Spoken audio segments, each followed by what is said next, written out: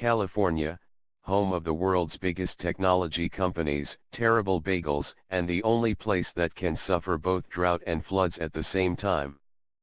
Despite the state's deep tech roots, California's legislature is considering banning devices that come with unbreakable encryption.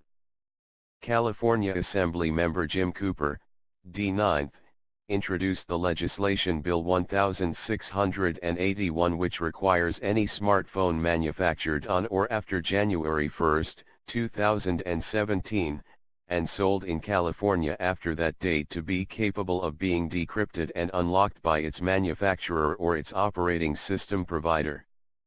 Any smartphone that couldn't be decrypted on demand would subject a seller to a $2,500 fine. If the bill becomes law, there would be a near-blanket ban on nearly all iPhones and many Android devices across the state. The irony likely isn't lost on Apple, which if the bill passed into law, would not be allowed to sell in its own backyard literally. Apple has previously said it cannot feasibly bypass a user's iPhone or iPad passcode, making it unable to respond to warrants for data stored on its devices.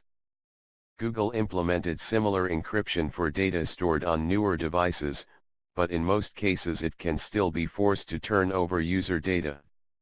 Apple and Google were not available for comment outside business hours.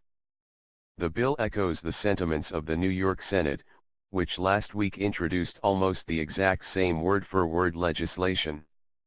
The bills come at a time as lawmakers and Silicon Valley tech giants are figuring out how to compromise on device encryption without handing over the keys to the government, or giving its law enforcement and intelligence agencies unfettered access.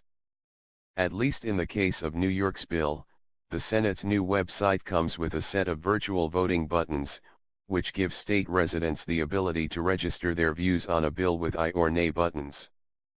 The aim is when a senator comes to vote, they can see from their website's dashboards which way their constituents want their lawmaker to vote.